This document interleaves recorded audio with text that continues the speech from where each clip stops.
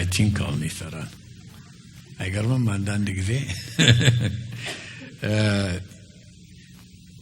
የሐዋርያት ሥራ ትንታኔ እያረግን ነው ምዕራፍ 8 ላይ ደርሰናል ምዕራፍ 8ን ባንዴ የምንጨርሰው ሆኖ አላገኘሁትም ባለፈው ሳምንት ይሄነው ከቁጥር 1 እስከ 4 ነው አሁን ከቁጥር 5 እስከ 25 ድረስ ለመሄድ ሞክራለሁኝ እግዚአብሔር ይርዳን እነሳና ሁሉንም አላነብም ጊዜ ለመቆጠብ ከመጀመርበት ቁጥር ከቁጥር 5 አንዱን ቁጥር ብቻ ነበዋለሁ ቁጥር 5ን ከዛ በኋላ እንጸልያለን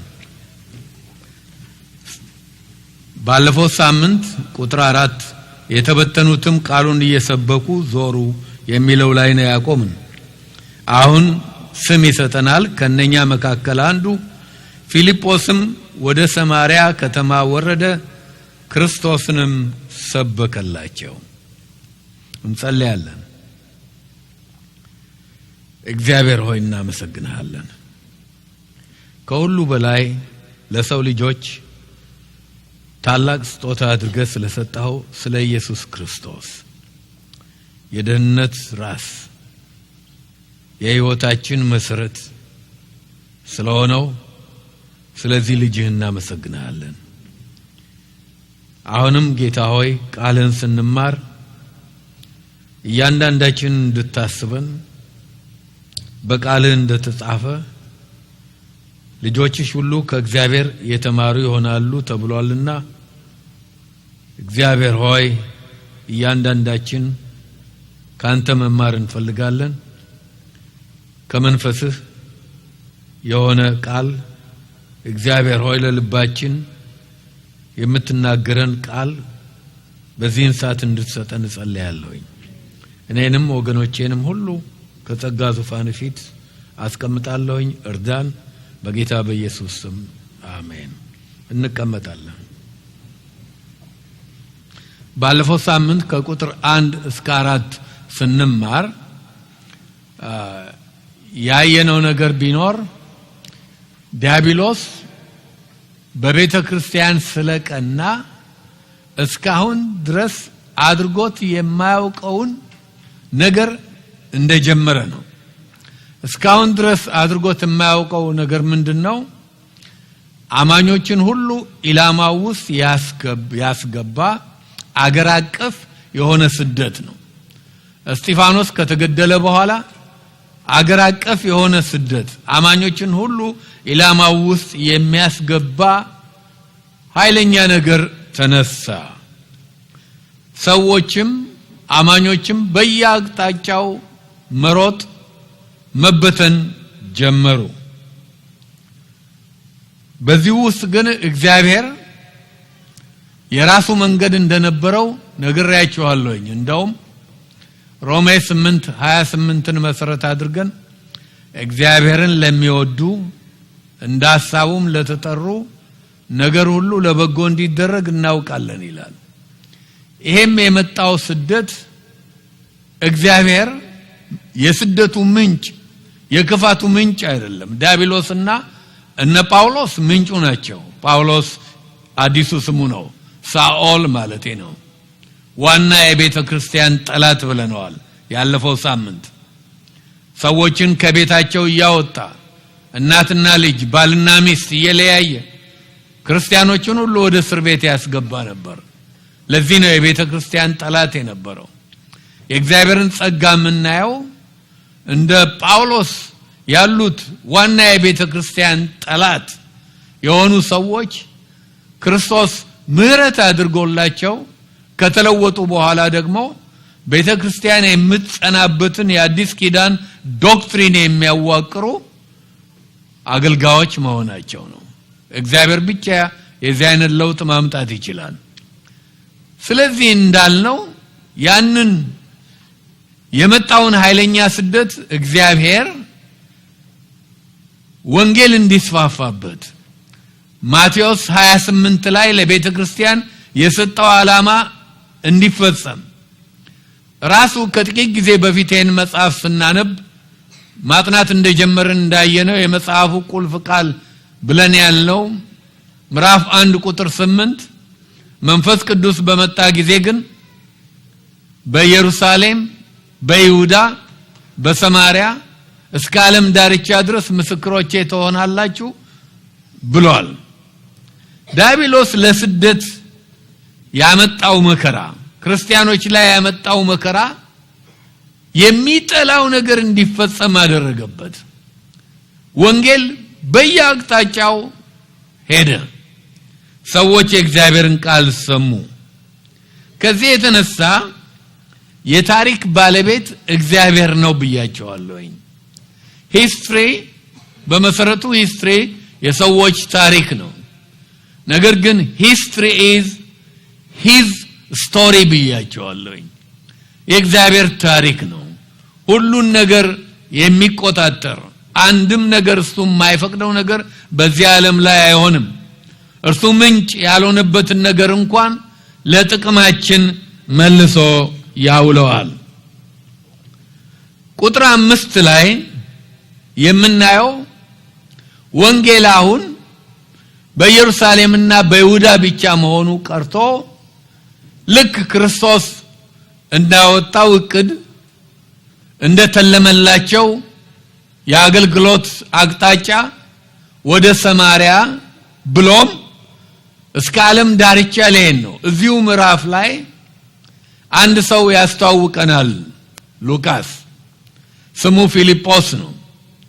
ይህ ሰው ነው የኢስሪ ከዚህ በፊት ስለ ኢስሪ ተነግሬያቸዋለሁ። ከአይሁድ ባህል ውጭ በሆኑት ህዝቦች መካከል ወንጌል እስከ ዓለም ዳርቻ ድረስ ሲስፋፋ ብያቸዋለሁ። ወይንም ደግሞ የምዕራፍ 1 ቁጥር 8 ቃል የቀረው እስካሁን ያልተፈጸመው ግማሹ ክፍል ሲፈጸም ማለት ነው። የዚህ አገልግሎት ፈርቀዳጅ የሆነው ሰው ፊልጶስ ነው። ቁጥር 5 ከዚህ ሰው ጋር ያስተዋውቀናል። ከዛ ጀምሬ እንደቻለን ወደፊት እንገሰግሳለን። ቁጥር 5 ፊልጶስም ወደ ሰማሪያ ከተማ ወረደ፣ ክርስቶስንም ሰበከላቸው ይላል። በአዲስ ኪዳን ውስጥ ሁለት ፊልጶሶች አሉ እንዳይማታብን። ፊልጶስ የሚለው ስም የግሪክ ስም ነው። ነገር ግን በዚህ ስም የተጠሩ ግሪክ አገር ያልተወለደ ግን ስሙ ኮመን ከመሆኑ የተነሳ የግሪክ ስምም ቢሆን እዛው ፕሮፐር እስራኤል ውስጥ ተወልደው እንደውም ገሊላ ውስጥ ተወልደው ይህንን ስም የተሰጣቸው ሰዎች አሉ። ሐዋርያው ፊልጶስ ከኢየሱስ ክርስቶስ ደቀ መዛሙርት አንዱ ከ12 ሐዋርያት አንዱ የሆነው አለ። እዚህ ጋር የምናየው ፊልጶስ እሱ አይደለም። እሱ ከሐዋርያት በቀር ስለተባለ ሁሉ ሲበተኑ 12ቱ ኢየሩሳሌም ቀርተው ነበር። ቸርችም ነበረች፣ የቀሩም አማኞች ነበሩ። ያለፈው ሳምንት ይሄን ሁሉ በደንብ አይተናል። አሁን ያለው ያኛው ሐዋርያው ፊልጶስ ኢየሩሳሌም ነው።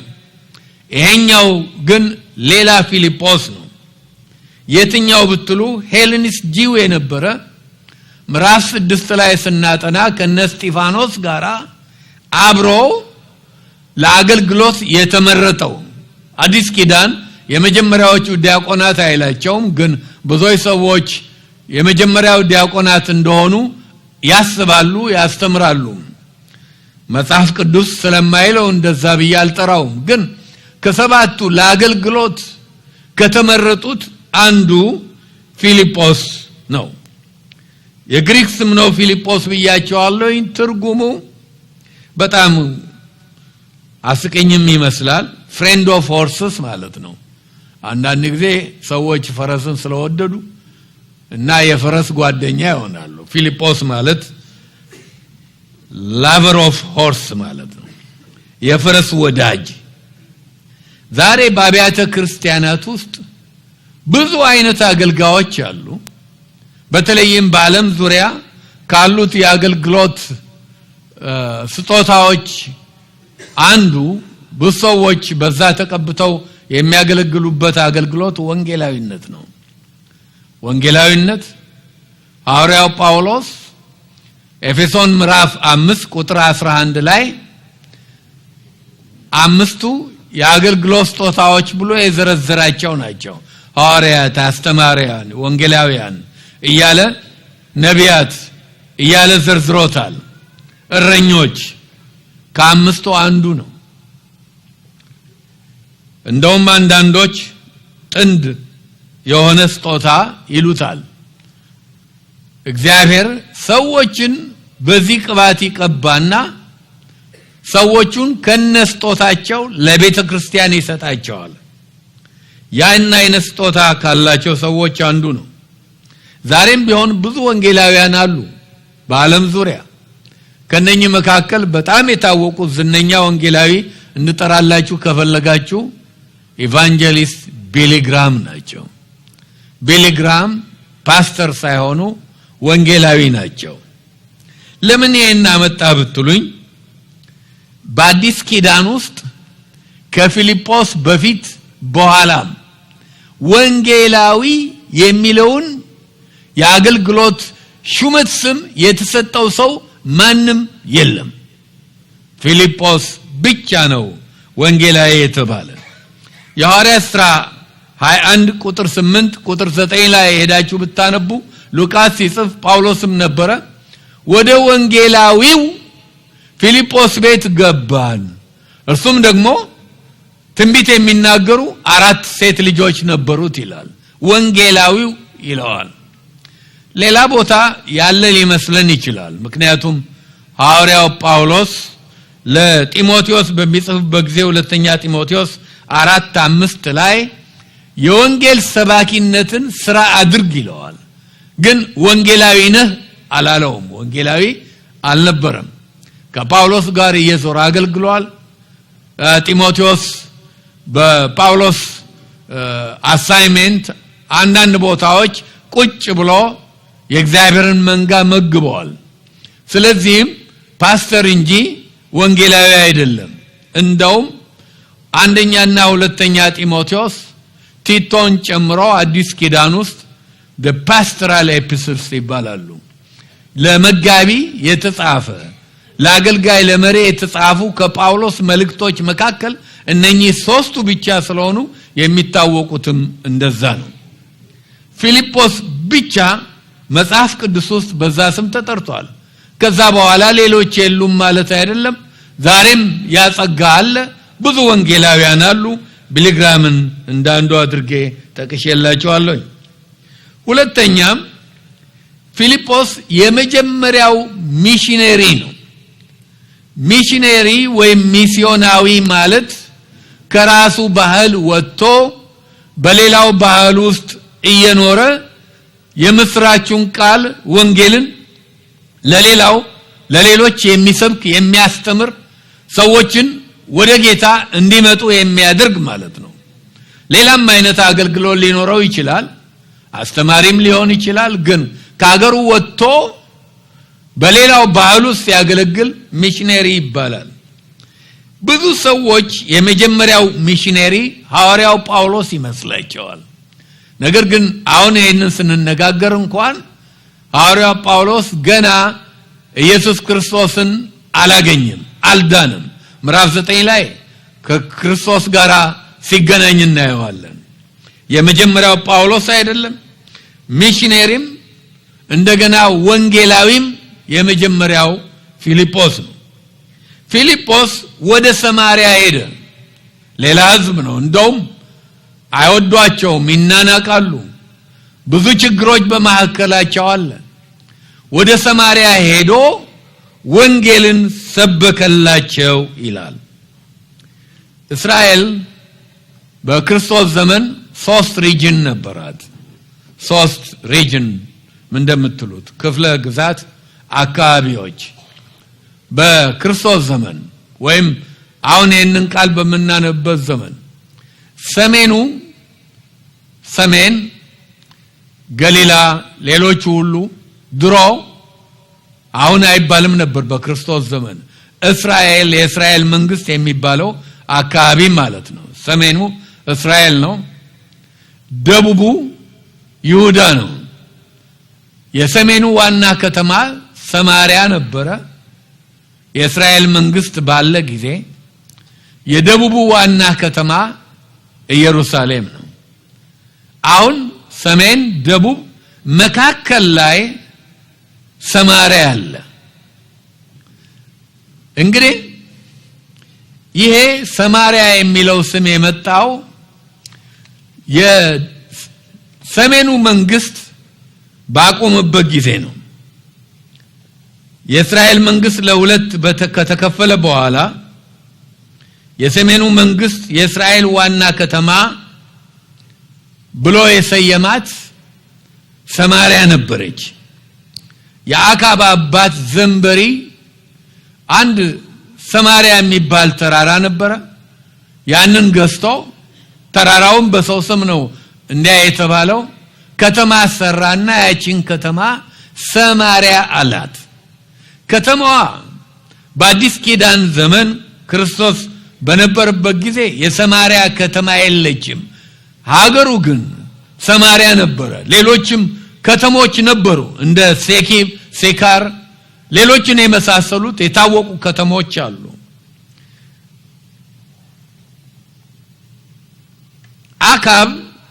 የአካብ አባት ዘንበሪ ሰማሪያን ሰራ። አንደኛ ነገሥት ምዕራፍ 16 ከቁጥር 24 እስከ 29 ድረስ እናያለን።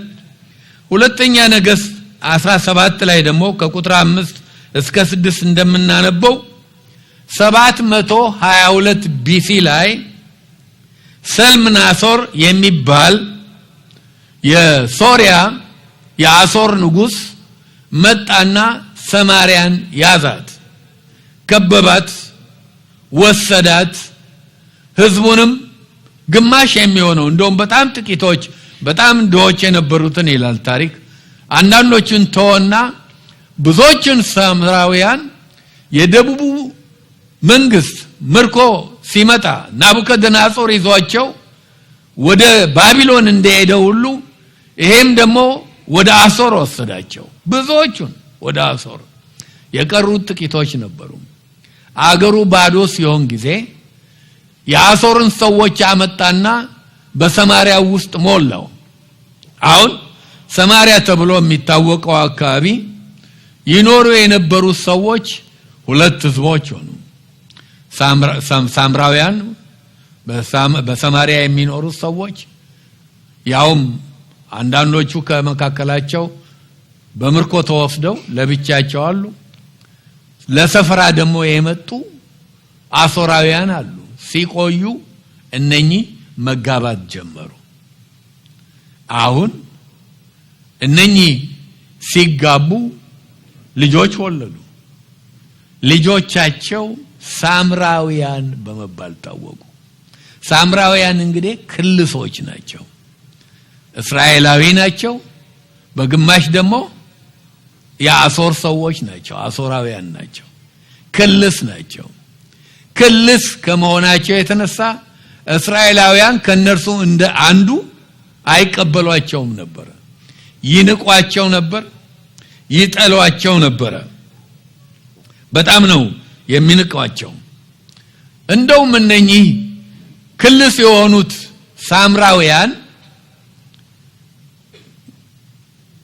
አይሁዶች ከደቡብ የሄዱት አይሁዶች ከባቢሎን በሚመለሱበት ጊዜ በነዝራ ዘመን በነነህምያ ዘመን መቅደሱና ኢየሩሳሌም ስትሰራ እርዳታ እንስጥ፣ አብረን እንስራ ብለው ጠየቁ። ነገር ግን እሺ ተባሉ?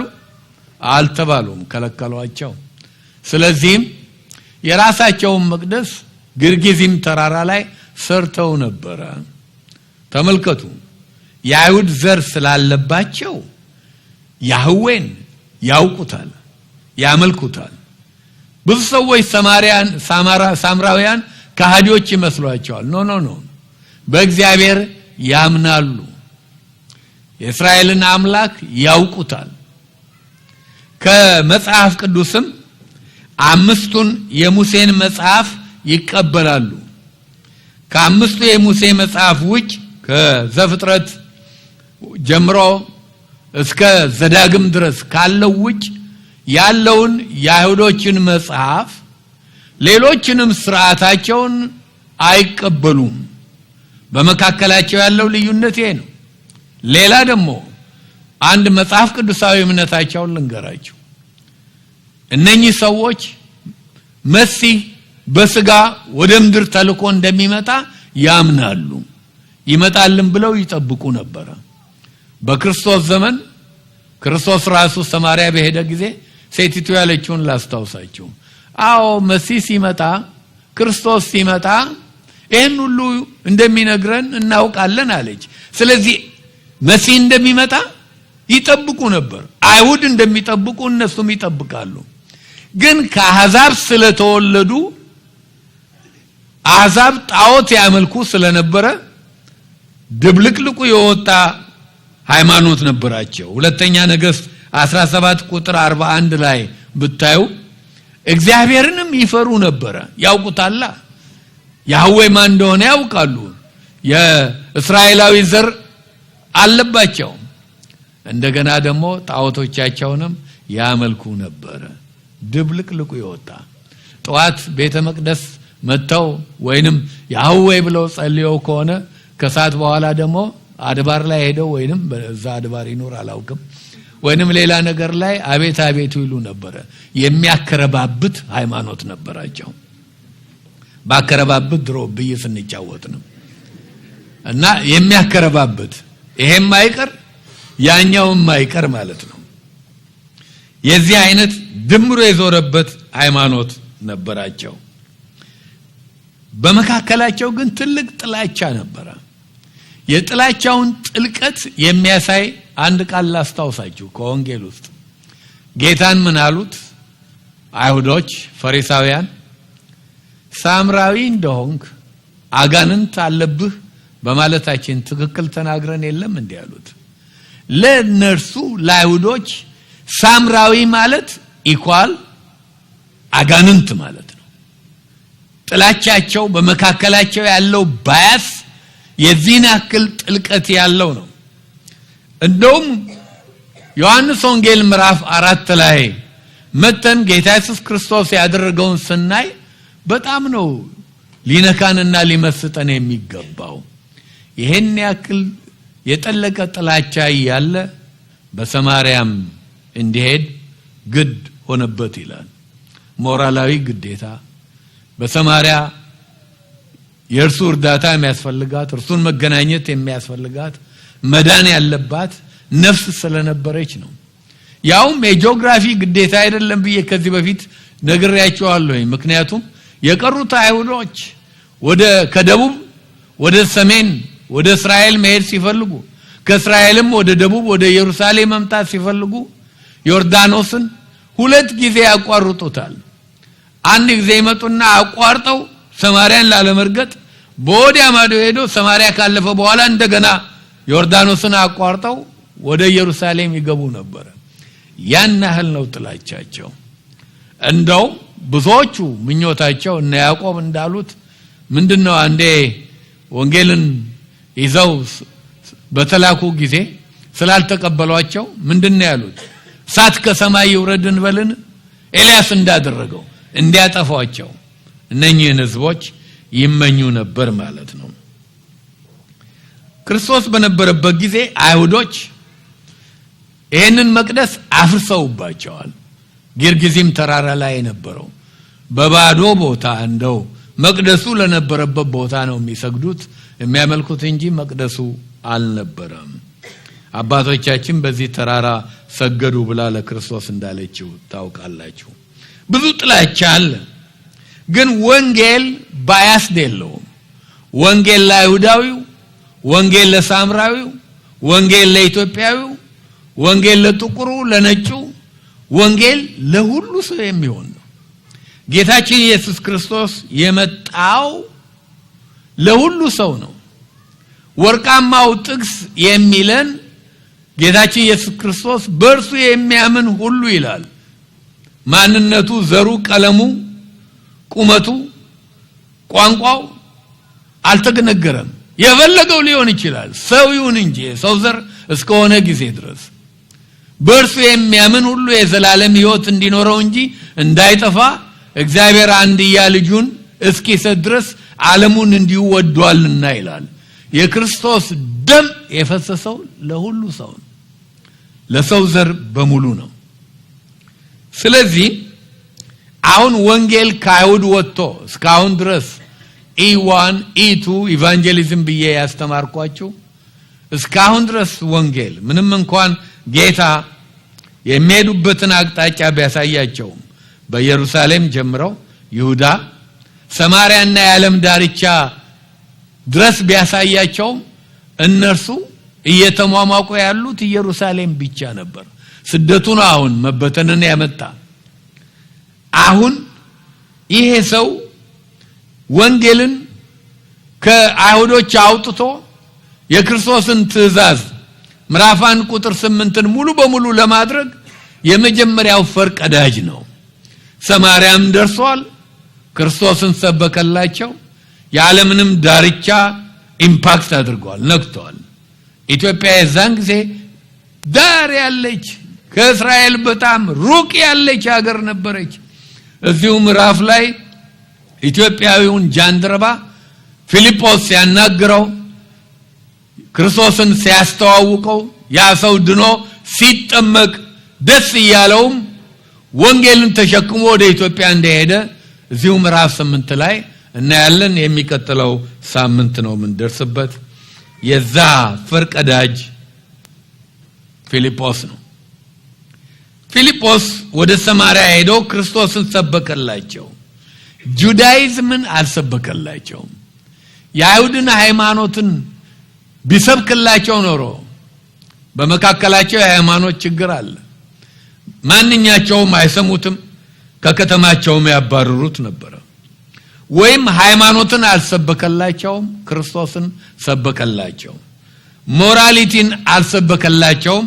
አንዳንድ ሰዎች ሞራሊቲን ይሰብካሉ፣ እሱም ብቻ ይሄ ምንም አይጠቅምም። ሰው የፈለገውን ያህል ሞራል ሊኖረው ካፉ ክፉ ላይወጣ ማንንም ላይሳደብ ላይደባደብ ላይሰርቅ ዝሙት ላያረግ ይችላል። መጨረሻው ግን ሲኦል ነው። ሞራሊቲ ሰውን አያድንም። የሚያድነው ማን ነው? ክርስቶስ ኢየሱስ ብቻ ነው። ስለዚህ ሄዶ የነፍሳቸውን አዳኝ እረኛ ክርስቶስን ሰበከላቸው ይላል። ምን ብሎ እንዳስተማረ አይዘረዝርም። ግን ክርስቶስን ሰበከላቸው ከተባለ ስለ ክርስቶስ፣ ስለ ራሱ፣ ስለ ማንነቱ ክርስቶስ ስላስተማረው ትምህርት በመጨረሻ ላይ ክርስቶስ ለሰው ልጆች ቤዛ ሊሆን በመስቀል ላይ ስለመሞቱ፣ ስለመቀበሩ፣ ስለመነሳቱ 40 ቀን ያስተማራቸው በመካከላቸው እንደነበረ ስለ እርገቱ እነኚህን ነገሮች ሁሉ ነው የሰበከላቸው። በክርስቶስ የተገኘው የኃጢአት ስርየት እነኚህንም ሰዎች ሁሉ እንደሚያቅፍ ጭምር ሰበከላቸው። ሙሉ ወንጌል ነው የሰበከላቸው። ምን አይነት ወንጌል? ክርስቶስን ማዕከል ያደረገ ወንጌል። የወንጌል እምብርት፣ የወንጌል ማዕከል ክርስቶስ ነው። ክርስቶስ የሌለበት ወንጌል ወንጌል አይደለም። ስፐርጀን እንዲህ ብለዋል ክርስቶስን ማዕከል ስለማድረግ። ክርስቶስን ማዕከል ያላደረገ ክርስቶስ የሌለበት ወንጌልና ዱቄት የሌለበት ዳቦ አንድ ነው አለ። የሆነ ፓራዶክስ አይደለም እንዴ? ዱቄት ከሌለ ዳቦ አለ? የለም። ስፐርጀን ነው ያለው። ስለዚህ ክርስቶስ የሌለበት ወንጌልና ዱቄት የሌለው ዳቦ አይቻልም፣ ሊኖር አይችልም፣ አንድ ነው አለ። ፊልጶስ የሰበከው ያንን ነው። ቁጥር 12 ላይ ስናይ ዘልዬ ነው ትንተናዬን ማቆሚያ አይደለም፣ ግን የሰበከውን እንድታዩ ነው። ስለ እግዚአብሔር መንግስትና ስለ ኢየሱስ ስም ሰበከላቸው ይላል። ሁለት ነገር፣ የእግዚአብሔርን መንግስት ሰበከ፣ የኢየሱስን ስም ሰበከ። እመጣበታለሁኝ ተነታኔ ስለሆነ ዘልያለ ሄድም ስለዚህ ወንጌልን ስንሰብክ ስለ ክርስቶስ በክርስቶስ ላይ ብቻ እንዲሆን ትኩረታችን አስፈላጊ ነው ቁጥር 6ን ቁጥር 7ን ላንብብላችሁ ቁጥር 6 ቁጥር 7 ቁጥር 6 ህዝቡም የፊልጶስን ቃል በሰሙ ጊዜ ያደርጋት የነበረውን ምልክት ባዩ ጊዜ የተናገረውን በአንድ ልብ አደመጡ ፊልጶስ የወንጌላዊነት ጸጋ ብቻ አይደለም ያለው ልክ እንደ እስጢፋኖስ ስለ እስጢፋኖስ አይተናል ምዕራፍ 6 ምዕራፍ 7 እንደ ሐዋርያት እንደ ሌሎችም የእግዚአብሔር ሰዎች ሌላ ጸጋ ነበረው የአገልግሎት ጸጋ የአገልግሎት ስጦታ ብቻ አይደለም የመንፈስ ቅዱስ ስጦታ የጸጋ ስጦታም ነበረው ታምራት የማድረግ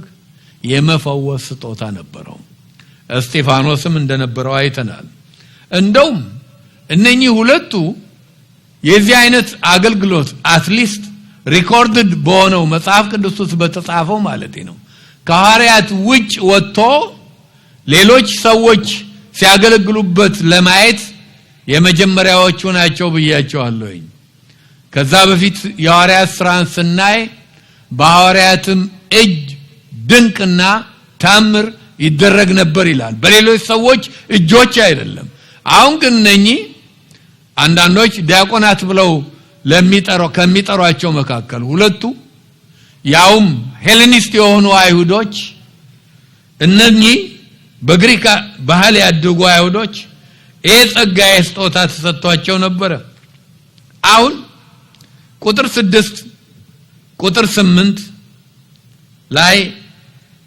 የምናየው ምንድነው ቻፕተር ነው ይቅርታ አድርጉልኝ ቁጥር 6ን ብቻ ነው ያነበብኩላችሁ የምናየው ምንድነው ሁለት ነገሮች ነው አንደኛ ንግግሩን ስብከቱን ትምህርቱን አዩ ሁለተኛ የሚያደርጋቸውን ነገሮች ድርጊቶችን ይላል ይገልጸው የነበረውን ኃይል አዩ ሁለቱም በሚያዩበት ጊዜ ባንድ ልብ አደመጡት ይላል በጣም አስደናቂ የሆነ የእግዚአብሔር ታምር በእጁ ይደረግ ነበር እነዚህ ሰዎች ወንጌልን ለመቀበል ቻሉ መንፈስ ቅዱስ ፊልጶስን ተጠቅሞ ያደረገውን ሁሉ ካዩ በኋላ የተሰበከላቸውን ለመቀበል ፈቃደኞች ሆኑ ቁጥር 7 ቁጥር 8 አብሬ ላንብብላችሁ ቁጥር 7 ቁጥር 8 እርኩሳን መናፍስት በታላቅ ድምጽ እየጮሁ ከብዙ ሰዎች ይወጡ ነበር ብዙ ሽባዎች አንካሶች ተፈወሱ ቁጥር 8 በዚያች ከተማም ምን ሆነ ይላል ታላቅ ደስታ ሆነ እንግሊዘኛው ሃፒነስ ወይንም ደስታ አይደለም የሚለው ጆይ በከተማው ትልቅ ሐሴት ሆነ ይላል አጋንንት ሲወጡ ታምር ሲደረግ ሽባው ሲተረተር በሽተኞች ሲፈወሱ የእግዚአብሔር ኃይል በሳምራውያን መካከል ሲገለጽ የእግዚአብሔርን ቃል ለመቀበል ቻሉ እና ቁጥር 8 በዛች ከተማ ውስጥ ታላቅ ደስታ ሆነ በሰማሪያ የተነሳው ሪቫይቫል ታላቅና አስደናቂ ነበር ታምራት ከዚህ በፊት ተናግሬያለሁኝ ድንቅ ድንቅ በራሳቸው ማንንም አያድኑም ታምራት አያድኑም ታምራት መቀበልም ሰውን ደህንነት አይሰጠውም ታምራት ሲደረግ ማየትም ሰውን አያድንም የሚያድነው እያንዳንዱ ሰው ክርስቶስን በግሉ አምላኩና ጌታው ሲያደርግ ብቻ ነው ክርስቶስን ሲቀበል ነው ግን ሁሉ ጊዜ የተናገሩትን ማፍረሻ ነው ድንቅና ታምራት ሰዎች የእግዚአብሔርን ቃል ለመስማት እንዲችሉ ይስባቸዋል የእግዚአብሔርን ቃል ለማድመጥ እንዲችሉ ይረዳቸዋል። ልባቸውን ለመክፈት እንዲችሉ ይረዳቸዋል። ለዚህ ነው ብዙ ሰዎች ወደ ጌታ ሲመጡ እዚህ ሰማርያ ውስጥ የምናየው።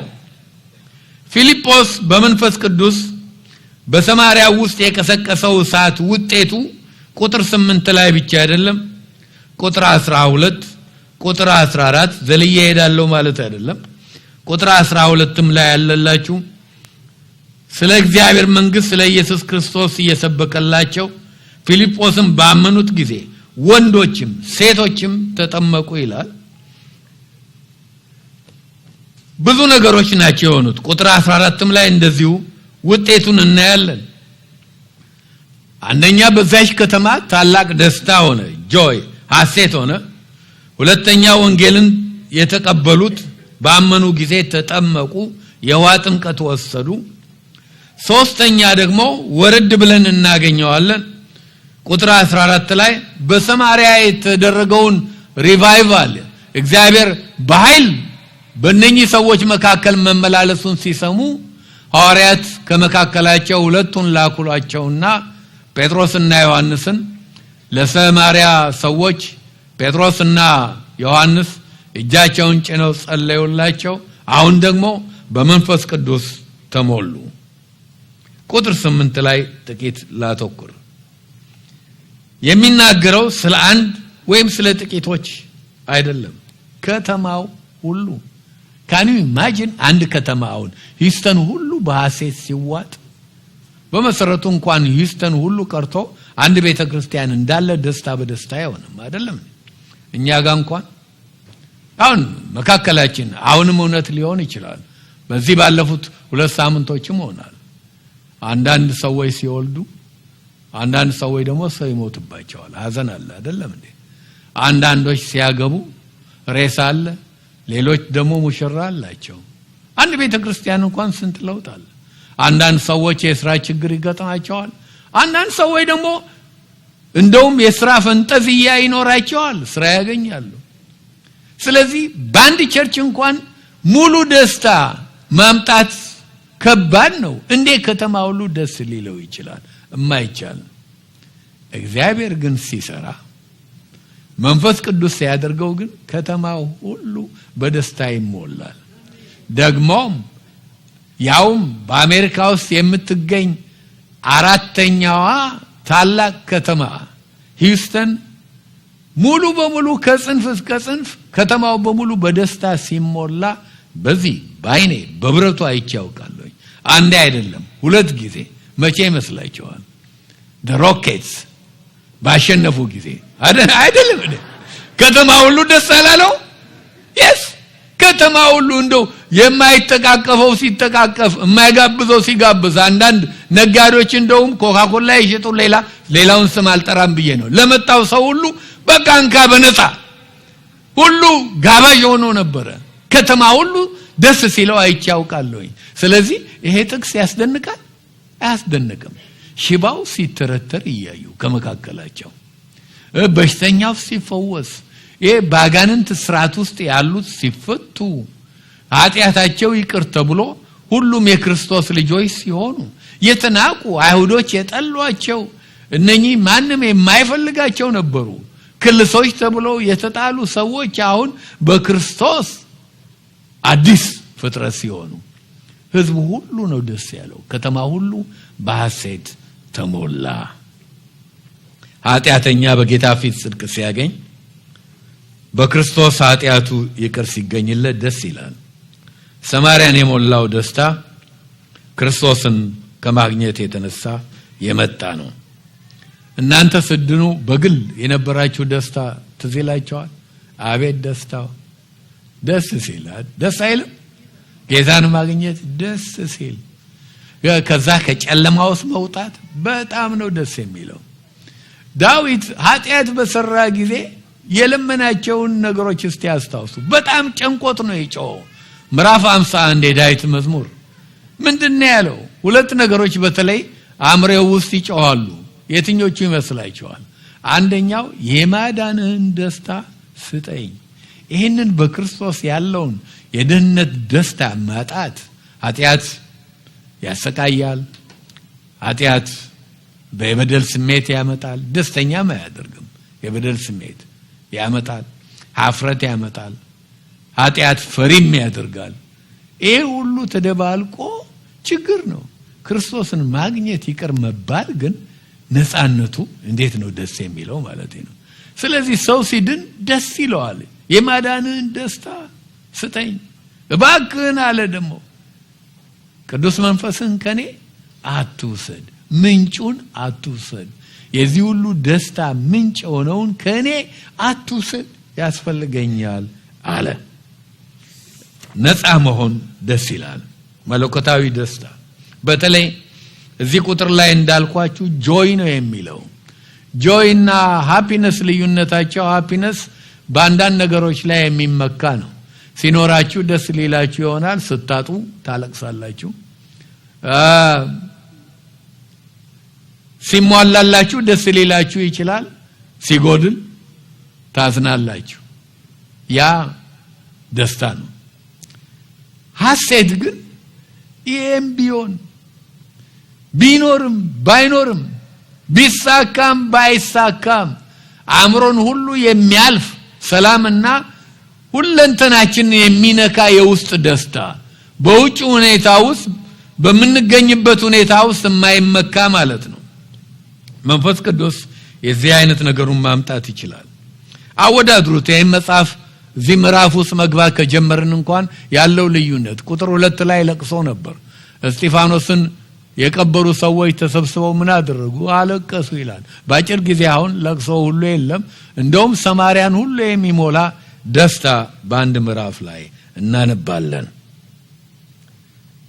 ግን እስካሁን ያነበብነውን የሚያፈርስ ነገር ሊመጣ ነው ግን ቁጥር 9 ነገር ግን ያለበት ነው እንግሊዘኛው በት ብሎ ነው የሚጀምረው ይሄኛውም ቢሆን አማርኛው ግን አለው ቀደም ብሎ ያሉ ቃሎች ስላሉ ነው እንጂ ሲሞን የሚሉት አንድ ሰው ግን ይላል አማርኛው እንግሊዘኛው በት ብሎ ያው በዛ አይነት መንገድ ነው የሚጀምረው እዚህ ላይ ቆም ልበልና ስለ ብርሃን ልጆኛ ያየሁትን ነገር ልንገራችሁ ብርሃን ልክ የዚህ አይነት ብርሃን ከኤሌክትሪክ የሚገኝ በረንዳችን ላይ እንሰበሰብና ቁጭ ብለን እንጫወታለን ቆሎ ይዘን ምን ይዘን በጨለማ አውርተን ነው መንገባው ቤታችን በረንዳ ላይ መብራት አለ እንዴ ያለ ትዝ የሚለኝ ብርሃን መስጠት ብቻ አይደለም እኛ በጨለማው እናስወግደን ደስ እንዲለን ብቻ አይደለም የሚስባቸውም ነገሮች አሉ አይደለም እንዴ አይታችሁ ታውቃላችሁ ጤንዚዛውን ቢራቢሮውን ትንኙን እንደውም አቴንሽናችን ይስባሉ ጓ ያረጋሉ እንዳይቀመጡ ያቃጥላቸዋል ግለዋል እና ይረብሻሉ እንደዛ አይነት ነገር አለው ማለት ነው አንዳንድ ጊዜ ሪቫይቫልም እግዚአብሔር ታላቅ ነገር ሲሰራም ማለት ነው ብዙ ሰዎች ሲለወጡም አስመሳዮችም ደግሞ ይመጣሉ ስለዚህ ቁጥር 9 ላንብብላችሁ ቁጥር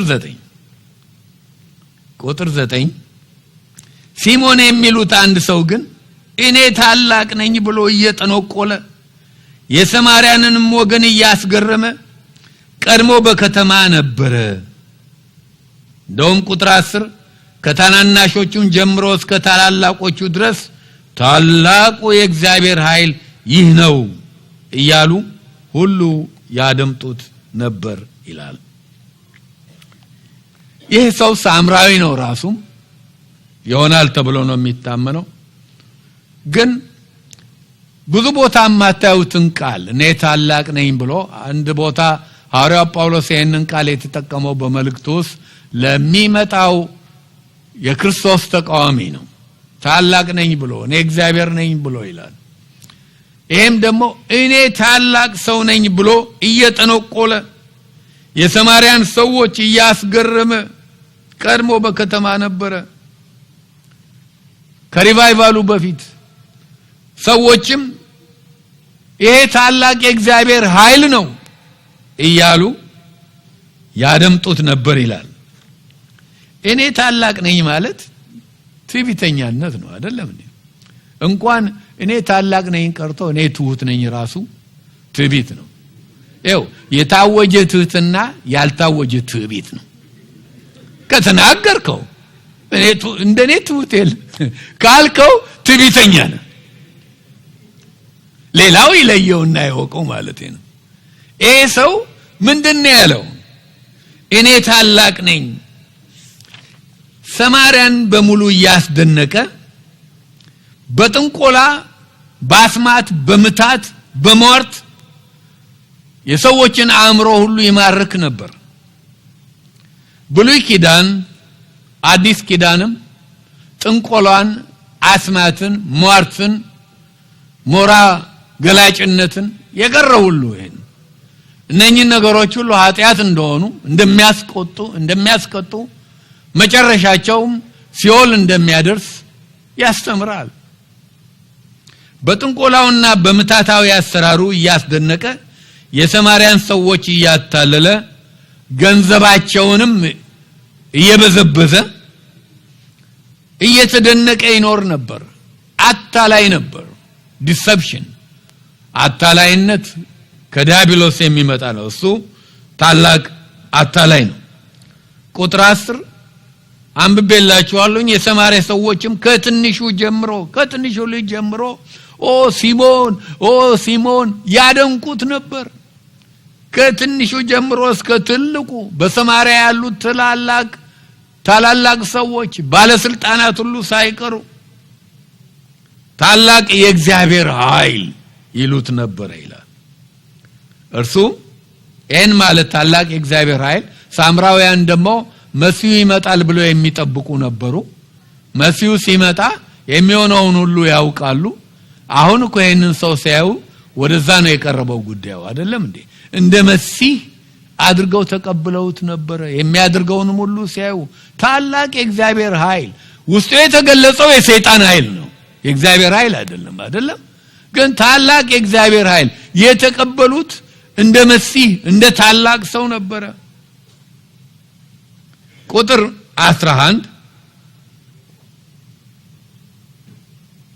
ታላቅ የእግዚአብሔር ኃይል የሚለው በነገራችን ላይ መባል ያለበት ለመንፈስ ቅዱስ ነው እና መንፈስ ቅዱስ ለሚያደርገው መባል ያለበት ለጌታችን ለኢየሱስ ክርስቶስ ነው፣ ለማንም ሰው አይደለም።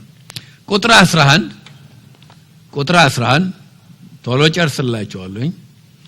ከብዙ ዘመንም ጀምሮ በጥንቆላ ስላስገረማቸው ያደምጡት ነበር። በጥንቆላ ስላስገረማቸው ያደምጡት ነበር።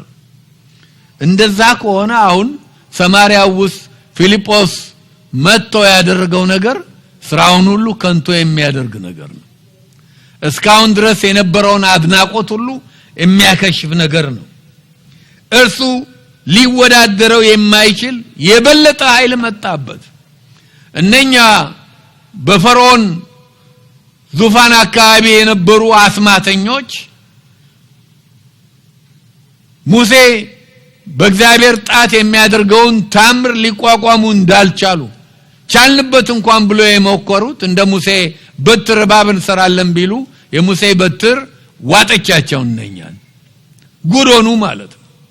ግብጽ ሁሉ ደነገጠ።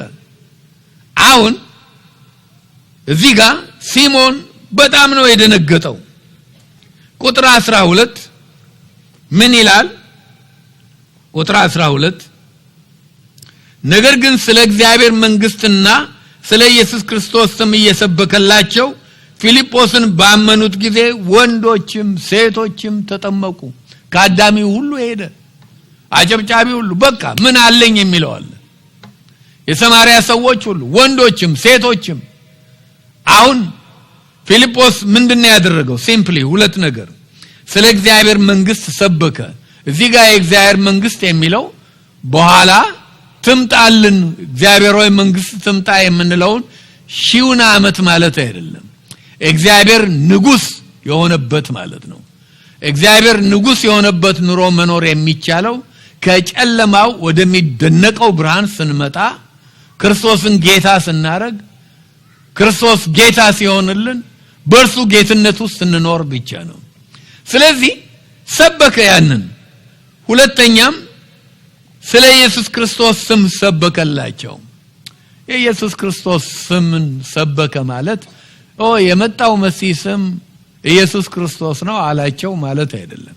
የኢየሱስ ክርስቶስ ስም ሁሉን ነገር ያጠቃልላል። ስለ ክርስቶስ እንዳለ ማንነቱን መለኮታዊነቱንም ከድንግል ማርያም ተወልዶ ፍጹም ሰው መሆኑንም ስለ ክርስቶስ ማንነት እንዳለ ማለት ነው። ስራውን ሁሉ ያደረገውን ነገር ሁሉ በመስቀል ላይ የፈጸመውን ነገር ሁሉን ነገር ያጠቃልላል ማለት ነው። ወንጌልን እንዳለ ሰበከላቸው። ፊልጶስ በሰበከላቸው ጊዜ ምን ይላል? አመኑ። ማመን ብቻ አይደለም፣ ሁለተኛ ስቴፕ ወሰዱ። ሁለተኛ እርምጃ ተጠመቁ። ጥምቀት እምነት አይደለም። ምን ይላል? አመኑ። ቀጥሎ ደግሞ ምን አደረጉ? ተጠመቁ። አምነው የተጠመቁት ወንዶችም ሴቶችም። ሲሞን ተራቆተ። የሰማርያ ሰዎች ሁሉ ተከታዮች የነበሩት ሁሉ እየተዉት የጌታ ተከታዮች ሲሆኑ ስራው ፈረሰ፣ ዝናው ወደቀ። ቁጥር 13 ምን ይለናል? ቁጥር 13 ምንድነው የምናየው? ቁጥር 13 ሲሞንም ደግሞ ራሱ አመነ፣ ተጠምቆም ከፊልጶስ ጋር ይተባበር ነበር። የሚደረገውንም ምልክትና ታላቅ ታምራት ባየ ጊዜ ተገረመ። ከእርሱ የበለጠ ነገር ነው የጌታ መንፈስ የሚያደርገው። ተገረመ። እርሱ ራሱ አመነ። እኔም አምናለሁ አለ። ልክ እንደ ሌሎቹ እኔም እጠመቃለሁ አለ። ጥምቀት ግን ኃጢአትን አያስወግድም። መጠመቁን ተጠምቀዋል። ከፊልጶስ ጋር ይተባበር ነበር። መንፈስ ቅዱስ በፊልጶስ ከእርሱ የበለጠ ስራ ሲሰራ እያየ ይገረም ነበር ይላል። እየተከተለ ይተባበር ነበር ማለት ወይም ሰው ሲጸለይለት ይረዳ ይሆናል፣ ይደግፍ ይሆናል። ይተባበር ነበር። ዋና ወጣው። አይገርም? ይሁት ጥያቄ ልስጣችሁ። ብዙ ዶክትሪን ውስጥ አልከቷችሁም። አስቸጋሪ ዶክትሪን ካለበት ምዕራፍ አንዱ ይሄ ነው። ሲሞን ድኗል ወይስ አልዳነም? ድኗል ወይስ አልዳነም የሚለው ጥያቄ በዘመናት ሁሉ ለቤተ ክርስቲያን አከራካሪ ሆኖ በሰዎች ሐሳብ ይሰጡበታል። ሲሞን ደግሞ ከዳነ ስለ ሲሞን ከዚህ በኋላ መጽሐፍ ቅዱስ ውስጥ እናነባለን ወይ? ታያላችሁ? የምታነቡበት ቦታ አለ? የትም ቦታ የሲሞን ታሪክ የለም፣ በታሪክም የለም። ግን የቤተ ክርስቲያን አባቶች ስለ ሲሞን ጽፈዋል። እንደ ጀስቲን ማርቲር የመሳሰሉት። ሲሞን ኖስቲሲዝም የሚባል ኑፋቄ፣ ይሄ ክርስቶስ በስጋ እንደመጣ የሚክዱ የነ ዮሐንስ አንደኛው ዮሐንስ መልእክት አድሬስ የሚያደርገው ማለት ነው። በሌሎችም ቦታ ጳውሎስም በመልእክቱ ብዙ ቦታ የተናገረው ኖስቲዝም የዚህ ኑፋቄ መስራች እንደሆነ ይው ከመጀመሪያ አባቶች መካከል እሱ እንደመሰረተው ይናገራሉ። ኖስቲዝም ትልቅ ኑፋቄ ነው። እነኚህ መልእክቶች ሁሉ ብዙዎቹ ይሄ ትምህርት ያመጣውን ቀውስ የሚያርሙ ናቸው እና ክርስቶስ በስጋ እንደመጣ ይክዳሉ። ማቴሪያላዊ ነገር በሙሉ እርኩስ ነው ብለው ስለሚሉ ክርስቶስ ሰው ሆነ የሚለው ማተር ኢቭል ነው በእነሱ አኳኋን። ያን ሁሉ ይክዳሉ። ሌላም ራሳቸውንም ትንሽ ሰው የአምላክነት ጭረት ዛሬ ክርስቲያን ሳይንስ ወይንም ደግሞ ኒው ኤጀርስ እንደሚያምኑት ሁሉ ማለት ነው ነካ የሚያደርገው ነው። የዛ አባት እንደሆነ ይናገራሉ። ስለ ታሪክ ይበቃል። ታሪክ ስለ ሲሞን ይናገራል ማለት ነው። ቀጥሎ ባሉት ቁጥሮች የምናነበው ከቁጥር 14 እስከ 25 መዳኑን እንድንጠራጠር የሚያደርግ ነው። ግን ሆኖ ብለው አንዳንድ ሰዎች ግን ገና ከመጀመሪያው ጀምሮ ሲሞን አልዳነም ለማለት ሳምራውያን በሙሉ የዳኑበትን ድነት ለማክሰር የሚፈልጉ ሰዎች አሉ። ምን አይነት ሰዎች ናቸው? ምዕራፍ የግድ ወደ ዶክትሪናል ሐሳቡ ሲከተል እነኚህ ሰዎች ካልቪኒስቶች የካልቪኒስትን ዶክትሪን የሚከተሉ አንዳንዶቹ one saved forever saved የሚሉ አንድ ሰው አንዴ አመነ ዳነ አይደለም ፓስተር የሚባለው ተጠመቀ ከተባለ ደህንነቱን በምንም ምክንያት ሊያጣ አይችልም ሺህ ጊዜ ቢፈርጥ የሚፈርጠው መርከቡ ላይ አንድ ሰው መርከቡ ላይ ሲፈርጥ ቢውል ባህሩ ሳይወድቅም የዚህ አይነት ዶክትሪን ያላቸው ማለት ነው ሰው ሳይወድ ማንቁርቱ ተይዞ መንግስተ ሰማያት እንደሚገባ አንዴ ከዳነ አትምጡ እንጂ ወደ ክርስቶስ አንዴ ከዳናችሁ በቃ አለቀል ማንቁርትሽ ተይዞ መንግስተ ሰማያት ትገባለሽ የዚህ አይነት ሐሳብ ያላቸው ዶክትሪናቸውን ስለሚያበላሽ የትምህርት ያስተምሮ የሲሞን ጉዳይ ይው ፈጽሞ ጥቅሱንም አያዩም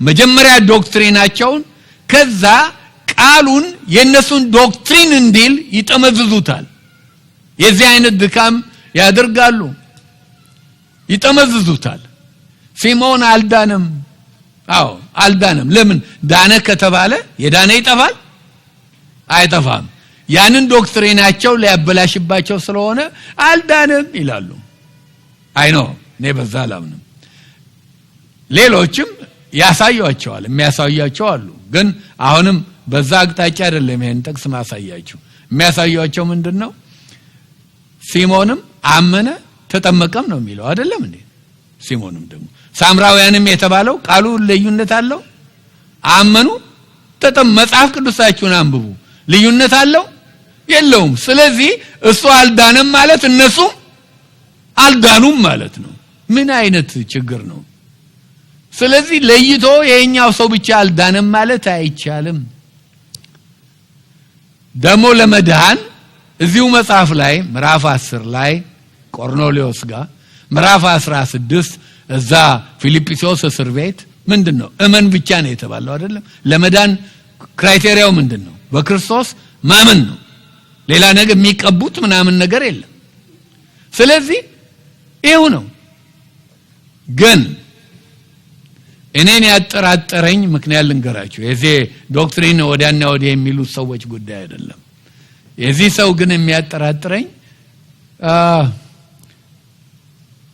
ምንድነው ብላችሁ ብትሉ ጴጥሮስ ያለው ቃል ጴጥሮስ ይሄንን ሰው ሲናገረው ጴጥሮስ ደግሞ እንዲናገረው እሱ ያደረገው ስራ ያ መጀመሪያውንም አስመሳይ እንደሆነ ያሳየኛል ቁጥር 14 ምን ይላል ቁጥር 14 ጥቂት ነው የቀረኛ ይዟችሁ ቁጥር 14 በኢየሩሳሌም የነበሩት ሐዋርያት የሰማርያ ሰዎች የእግዚአብሔርን ቃል እንደተቀበሉ ሰምተው ጴጥሮስና ዮሐንስን ሰደዱላቸው እነርሱ በወረዱ ጊዜ መንፈስ ቅዱስን ይቀበሉ ዘንድ ጸለዩላቸው ቁጥር 15 ነው ዝም ብዬ ላንብበው በጌታ በኢየሱስም ብቻ ተጠምቀው ነበር እንጂ ከነርሱ በአንዱ ላይ እንኳን ገና አልወረደም ነበርና በዛን ጊዜ እጃቸውን ጫኑባቸው መንፈስ ቅዱስንም ተቀበሉ ምንድነው የሆነው አሁን ኢየሩሳሌም ተሰማ ታላቅ ሪቫይቫል ጋዜጣ ቢኖር በኢየሩሳሌም ወይም ጀሩሳሌም ፖስት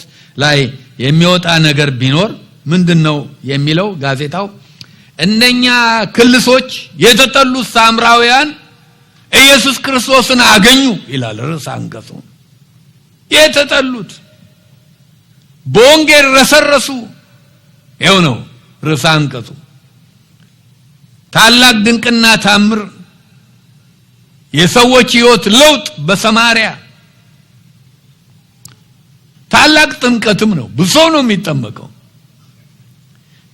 ሐዋርያ በሰማርያ ያሉት የጌታን ቃል መቀበላቸውን ሲሰሙ ጴጥሮስና ዮሐንስን ላኩላቸው አራት ምክንያት ልስጣችሁ ለላኩላቸው ለተላኩበት ምክንያት አንደኛ መንፈሳዊውን ሰብል ለመሰብሰብ ፊልጶስን እንዲረዱት እነሱ የቀደሙ ናቸው ያውቃሉ እንዲረዱት መሰረት እንዲያስይዙ ሁለተኛ ለፊልጶስ አገልግሎት ሐዋርያዊ ቡራኬ ለመስጠት ሶስተኛ ለመንፈስ ቅዱስ ጥምቀትም ሊጸልዩላቸው ነው አራተኛም ጌታ የሾማቸው ለቤተ ክርስቲያን እነዚህ ሐዋርያት ስለሆኑ ከመካከላቸው ሁለቱ በተለይ የጴጥሮስ መኖር በጣም አስፈላጊ ነው። ማቴዎስ ላይ ምዕራፍ 16 ማቴዎስ ወንጌል ላይ ጌታ ያለው ምንድነው? ቁልፉን ለማን ነው ያለው? ለአንተ ነው አይደለም እንዴ? የጴንጤቆስጤ ቀን ቁልፉን ተጠቅሞ ከፍቶ ያን ሁሉ 3000 ነፍሳት ወደ እግዚአብሔር መንግስት ያስገባ ጴጥሮስ ነው። በኋላ ምዕራፍ 10 አሕዛብንም ወደ እግዚአብሔር መንግስት ለማስገባ ቁልፉን ሲጠቀም ቁልፉ ወንጌል ነው፣ ሌላ ነገር አይደለም። የተጠቀመው ማን ነው? ጴጥሮስ ነው። እዚህም ጋር እነኚህን የዳኑትን በመንፈስ ቅዱስ ይሄንን የሚመጣው መንግስት መያዣ የሆነውን መንፈስ ቅዱስ እንዲያገኙ ለማድረግ ጴጥሮስ መገኘት ነበረበት። ላኩላቸው። ቁጥር 15 ቁጥር 16 ቁጥር 17 መተው ሲያው ተጠምቀዋል እንጂ መንፈስ ቅዱስን አያውቁም። ስለዚህ የባለ 50 ቀን እነሱ እንደተቀበሉት እነኚህ ሰዎች ቢድኑም መንፈስ ቅዱስ ቢያተማቸውም ደህንነት አላቸው። ግን የመንፈስ ቅዱስ ጥምቀት ያስፈልጋቸዋል። እጃቸውን ጫኑና ጸለዩላቸው። ሲጸልዩላቸው እነኛ ሰዎች በቃ ተነሱ፣ ተባረኩ። የሚታይ ነው። የሚታይ መሆኑን ታውቃላችሁ። እዚህ ሲሞንም አየ ይላል። ሰው በመንፈስ መሞላቱን ምልክት ካልሰጠ በምን ታውቃላችሁ? እንደው ጸጥ ብሎ ተጸልዮለት በቃ ቢነሳ ኖ አይደለም። ለመሞላቱ የሚታይ ነገር አለ።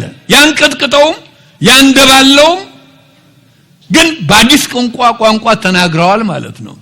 የሚታይ ነበር ማለት ነው።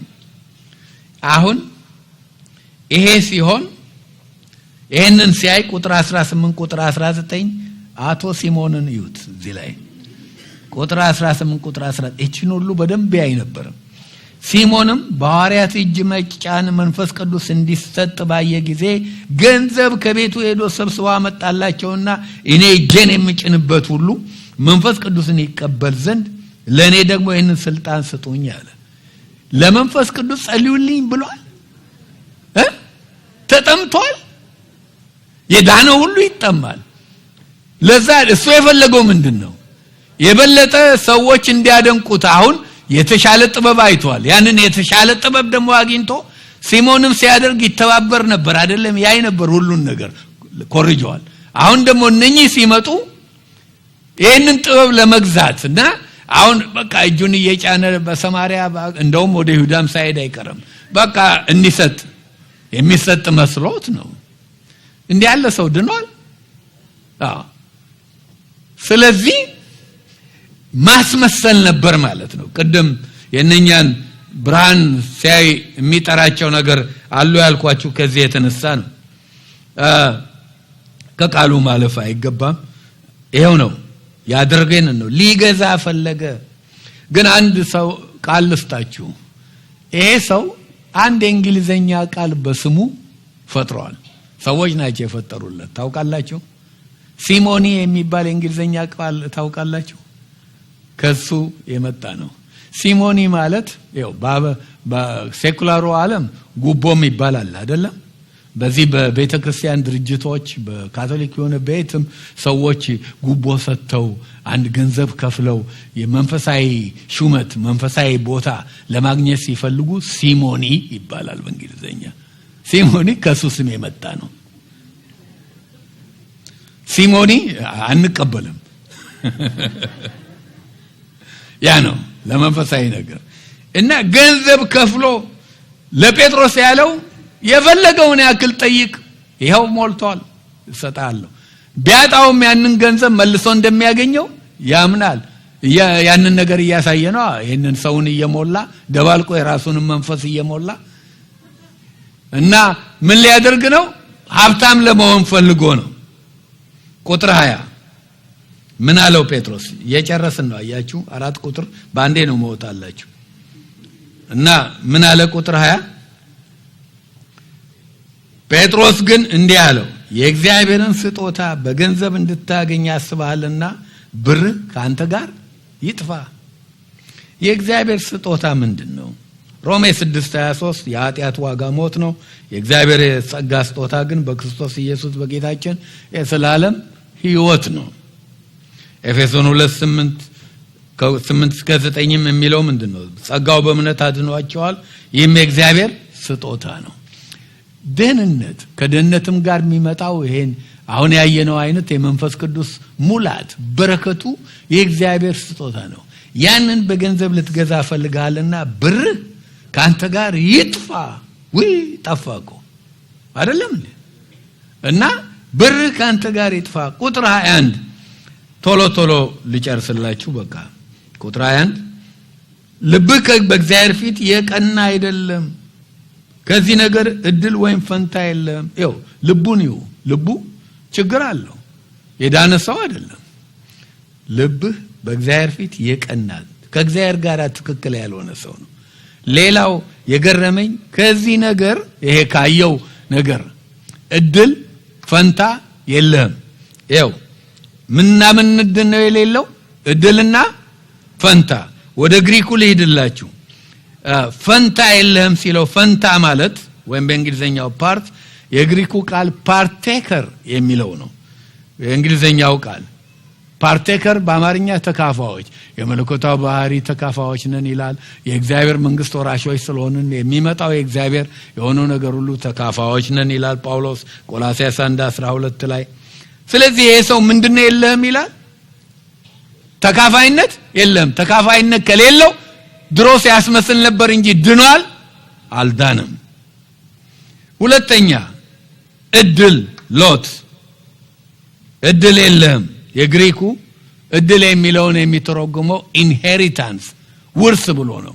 አንተ የምትወርሰው ነገር ምንም የለም። መንፈስ ቅዱስ እንኳን ራሱ እኮ የርስታችን ምንድነው? መያዣ ነው። አንተ በቃ ምንም እዚህ ውስጥ ቦታ የለህም አለው። የዳነ ሰው ፈንታ አለው። የዳነ ሰው ፓርቴከር ነው የእግዚአብሔር ለሆነ ጉዳይ። ቁጥር 22 ቁጥር 23 ደረስን። እስከ 24 ነው የምንሄደው።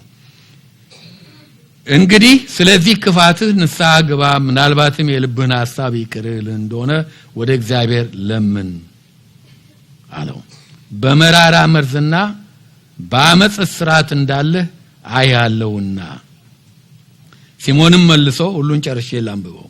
ካላችሁት አንዳች እንዳይደርስብኝ እናንተ ወደ ጌታ ለምኑልኝ አላቸው።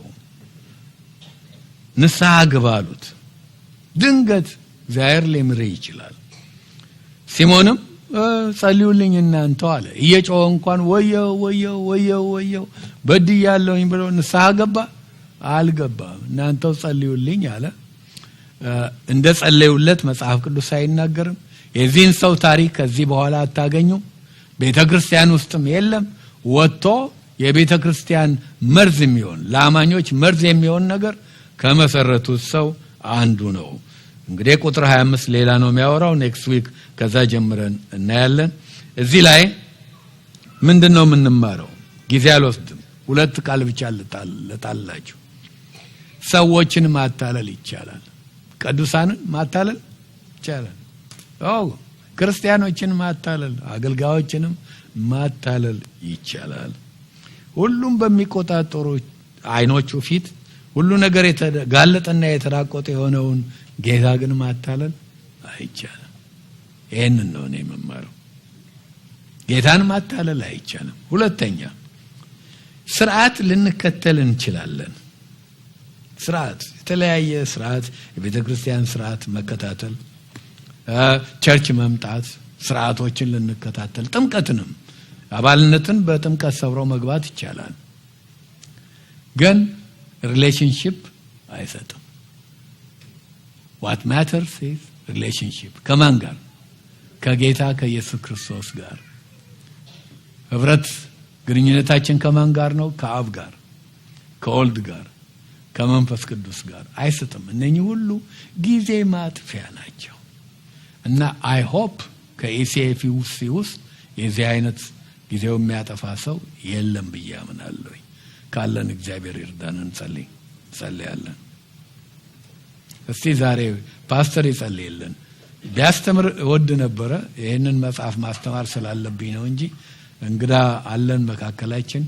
ፓስተር ተነስቶ ይጸልይልናል። ሌሎቻችን ልባችንን ለእግዚአብሔር ቃል እናቃና።